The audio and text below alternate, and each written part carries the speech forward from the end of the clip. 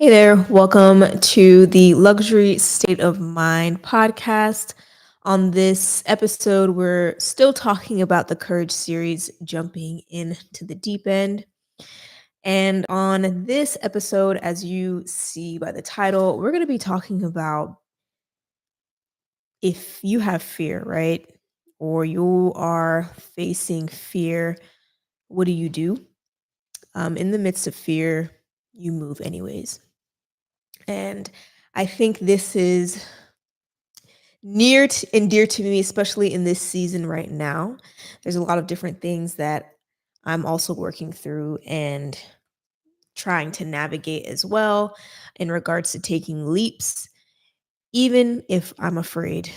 And I just want to encourage you because we are, again, talking about courage, how to move in the face of fear, how to dominate in the face of fear and keep going to where it is that you believe you are supposed to be going.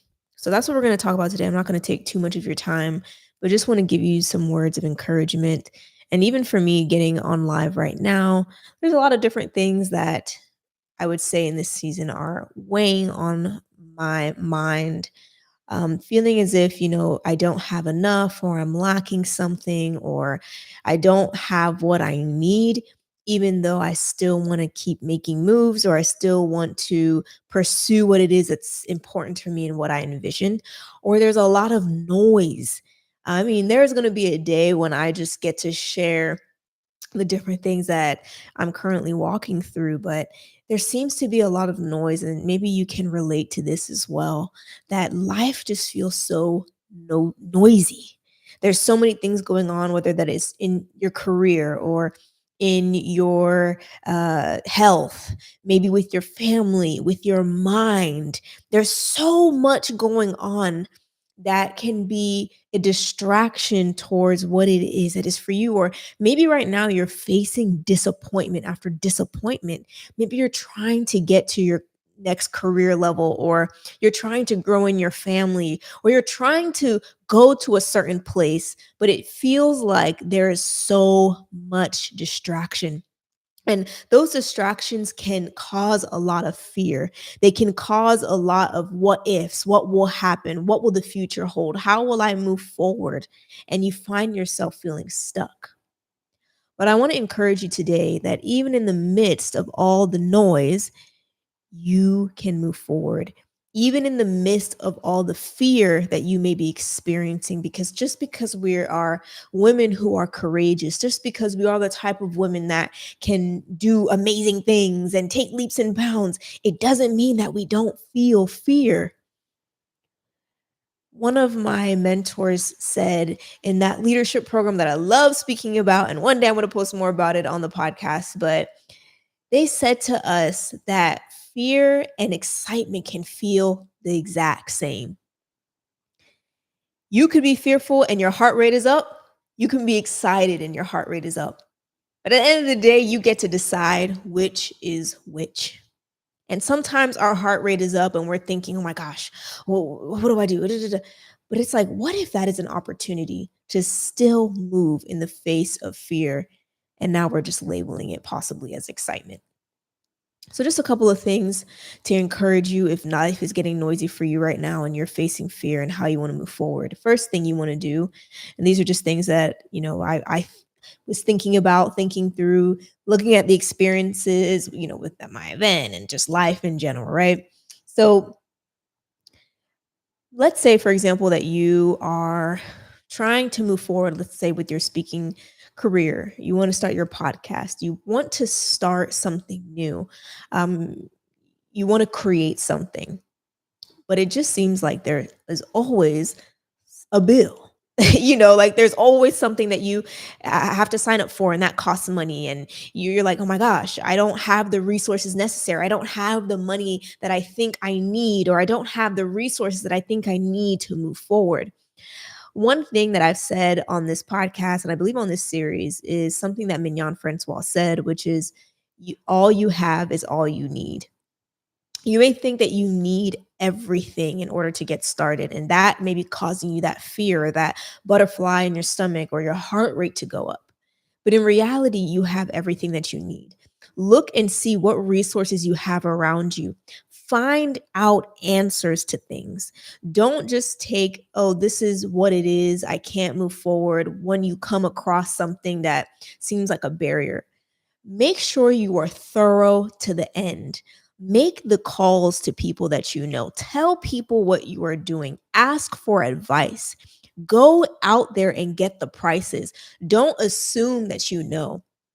Don't assume you don't have, because you never know what resources are around you that can support what you're doing. Ask questions. Step into what is around you and find out how to have a solution. And the solution may not come from you. The resource may not come from your hand. It may come from somebody else that wants to support you. It may come from another, something that you've never thought you had access to, but because you're asking questions, you're being inquisitive, you're not just taking the issue at face value for what it is because you can't solve it in your own mind. You are seeking answers. And usually, all you have is what you need. I mean, I meet people who want to start a podcast and want to do all these cool things, but they're like, I don't have the equipment. But I'm like, you have a phone. I am literally recording this podcast on my iPhone right now. Yes, I have a podcasting mic, but it took me a while to get that mic. I didn't start off with that mic. So that's not really the problem. The problem is not, oh, I don't have. It's we don't have perspective of what we do have right now and how we can leverage what we have right now. So take inventory of what you have. Ask for a new perspective. Pray for a new perspective, because all you have is what you need is what you need. You have it around you right now. You may be looking for resources. You may be looking for money to start something. You may be looking for, oh my goodness, there's so much I have to do. How am I able to do this? How am I going to be able to cover this? Look at what is it? What do you need? Map out the numbers. Don't just think, oh, I like it's going to be this. It's going to be this astronomical number without asking the questions first, without going to find the solutions. And in your pursuit, even in the midst of fear, in your pursuit of maybe I don't have enough and all these things, as you're pursuing answers, you will find that answers, solutions will come. But you gotta move in the face of fear, even if it's noisy. Do not forget to keep moving forward. So that's one thing. Second thing, how you can move in the face of fear is you need to sow seed. You need to, this is more like a biblical principle, but you need to put action, or you need to sow something for what it is that you want to see later. Whether that is your effort, whether that's your time, your money, whatever it is, sow into what it is that you want to see. If you need to pay for information, you need to pay for help, go and get the help. Read the book, get the coach. Do what is necessary in order for you to keep moving forward, even if you are feeling fear.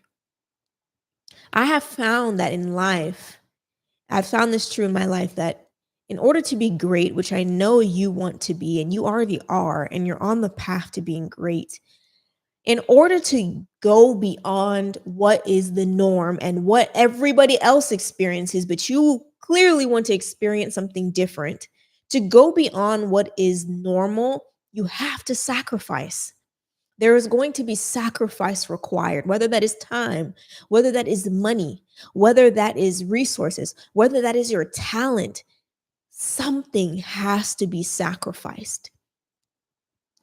I know that the type of women that listen to this podcast want life that is beyond the norm.